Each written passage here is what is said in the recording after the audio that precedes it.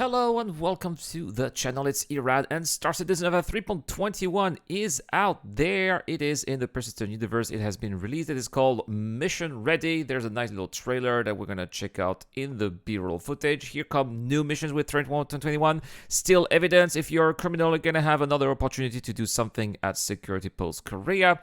You can also retrieve consigned items from underground facilities.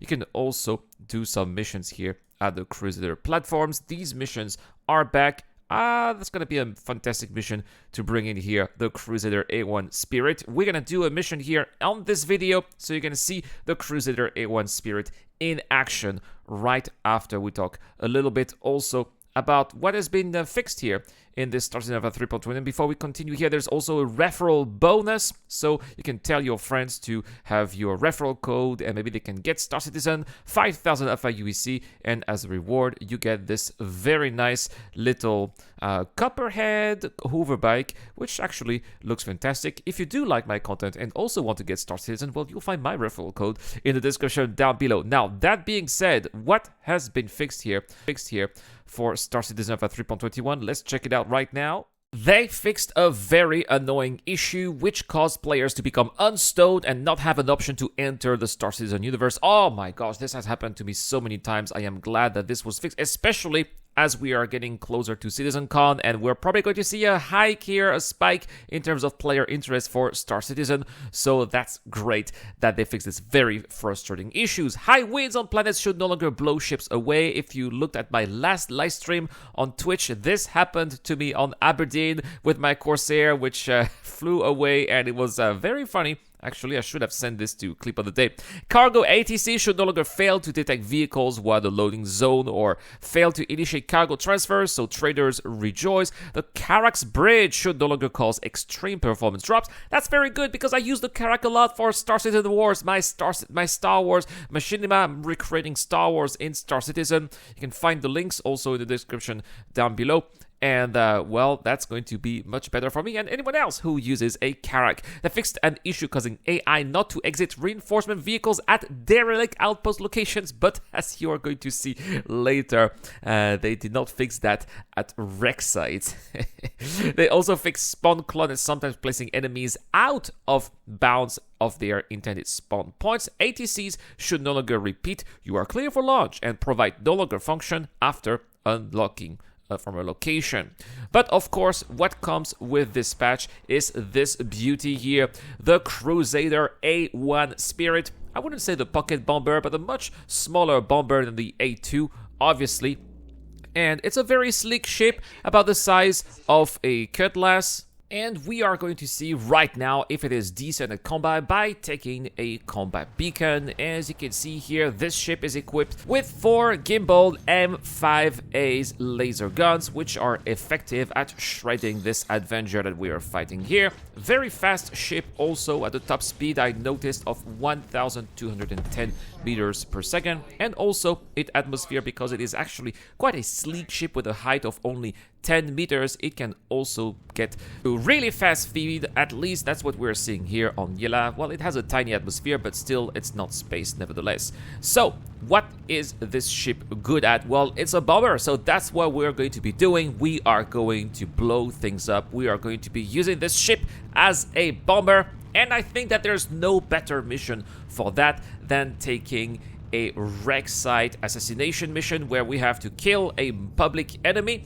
And usually those missions are quite pesky, quite difficult. You have to go on site, leave your ship, and you have a lot of NPCs that are shooting you, and I usually die a lot when I do these missions. Well, I think that these days are over now with the A1 bomber, and I'm going to show you why. So obviously someone must have killed my NPCs, so I'm gonna take another one here. This one is going to be on selling.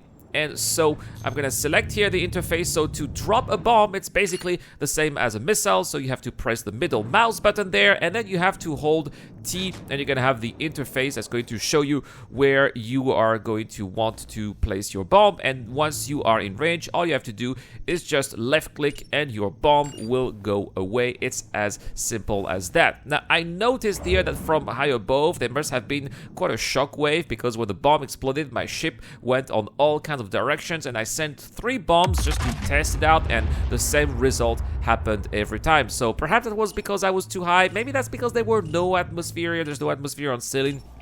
So that could be the reason, but I thought that this was weird. Let me know in the comment section down below if that happened to you as well, if you think this is a bug, or perhaps I was too close to my point of impact. That's also a possibility.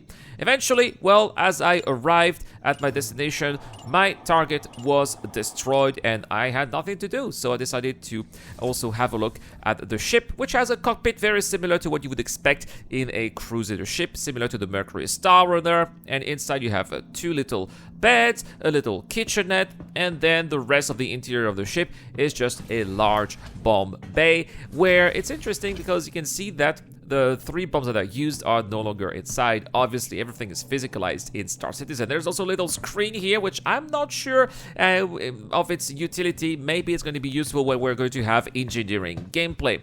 Leaving the ship now, and I don't know if you noticed, but there's something really interesting down there around the side of the ramp. There is like a hologram light that shows you where the ramp is going to go down. Let's say you open and close the ship, right? Well, when you open the ramp, it's going to show you where the ramp is going to go so that you don't end up under the ramp and you don't get hit by the ramp. That's, I think, a very nice little quirk of the Spirit series. Next, I wanted to check out the corpse of my target. There was no corpse at all, so I think that everything was completely pulverized by the bomb, so that could explain. But some reinforcements came, so I thought that it would be a nice opportunity to get some kills and some action. But unlike what the patch notes said here, the NPCs stayed in the ship. But hey, it is not an outpost, it's a wreck site, so perhaps this has not been fixed for the wreck site. I just wanted to point it out. Anyway, guys, that is all for this video. I thought I wouldn't make a video about Star Citizen today, but you know what? I did it anyway. So we have our last giveaway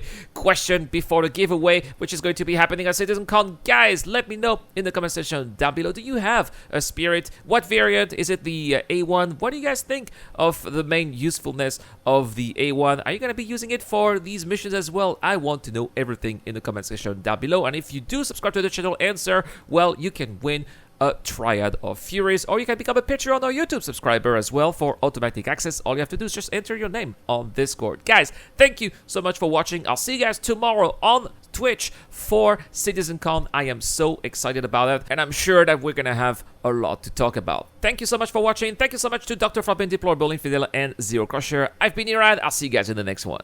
Thank you so much for watching. A premium video like this one takes a lot of time and effort to record and edit, and I am aware that you'd like to see more of these as much as I'd like to produce more as well. This is why I rely on YouTube and Patreon members as well as Twitch subscribers to keep the lights on and help me become one day a full-time content creator. The closer you help me achieve this goal, the more I can do for you.